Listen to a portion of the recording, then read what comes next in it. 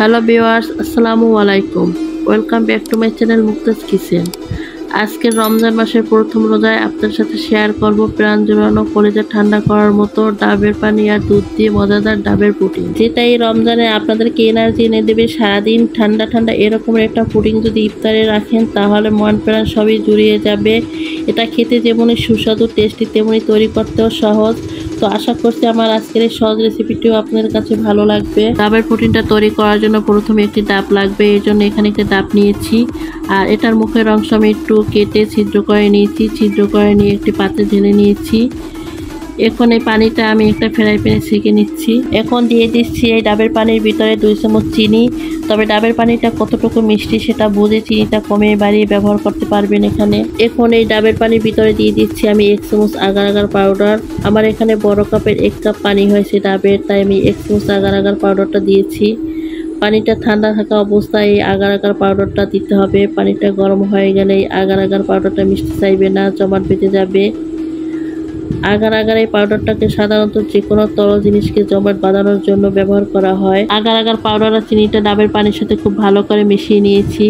এখন এই ফ্রাই প্যানটাকে চুলায় বসিয়ে আমি মিডিয়াম আঁচে জাল করে নেব। এটাকে খুব বেশি এটাকে জাল করতে হবে না, এটাতে বলক চলে আসলেই 1 থেকে 2 মিনিট ভালো করে জাল দিয়ে নিলেই হবে। ডাবের পানিতে বলক চলে আসছে, এখন 1 থেকে 2 মিনিট আমি ভালো করে জাল করে নিয়েছি। এখন এটা চুলা থেকে নামিয়ে নিচ্ছি। নিয়ে এটাকে আমি ছড়ানো পাত্রে ঢেলে নিচ্ছি। আমি এখানে কেকের মোল্ডে এটা ছড়িয়ে নিয়েছি, আপনারা যে কোনো ছড়ানো পাত্রে এটা ঢেলে নিতে পারবেন। এবার এটাকে আমি জমাট বাঁধানোর জন্য এক সাইডে রেখে দেব 15 মিনিটের জন্য। এখন আমি দুধটা রেডি করে নেব।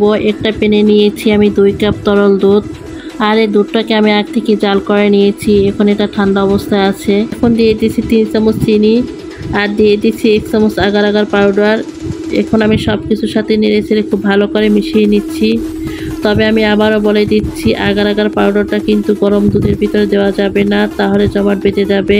এটা ঠান্ডা দুধের ভিতরে মিশিয়ে নিতে হবে প্রথমে। এবার এটাকে চুলায় দিয়ে জাল করে নিব। এটা চুলায় বসিয়ে দিয়ে 2-3 মিনিট জাল করে নিব। এটাও খুব বেশি জাল করে নেওয়ার প্রয়োজন নেই। এটাতে বলক চলে আসলেই 1-2 মিনিট জাল করে নিব। আমি এই দুধটাকে 1-2 মিনিট জাল করে নিয়েছি।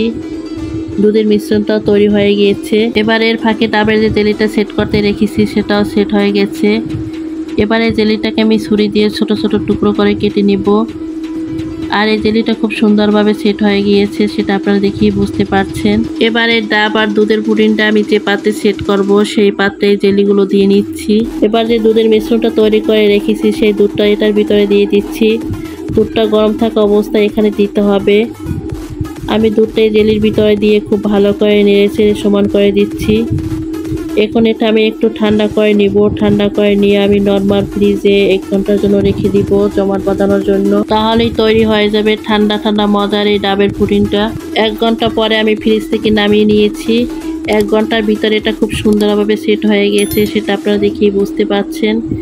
এখন এটা আমি চারপাশ থেকে একটু ছাড়িয়ে নিচ্ছি। তারপর এটা আমি একটা প্লেটে ঢেলে নিচ্ছি। এই তো এটা দেখেই বুঝতে পারছেন এটা কতটা সুন্দরভাবে হয়েছে। এটার উপর সাইডটা দেখতে বেশি সুন্দর হয়েছে, তাই আমি আরেকটা প্লেট দিয়ে উল্টিয়ে নিচ্ছি। এবার এই পুডিংটা আপনাদেরকে আমি কেটে দেখাচ্ছি।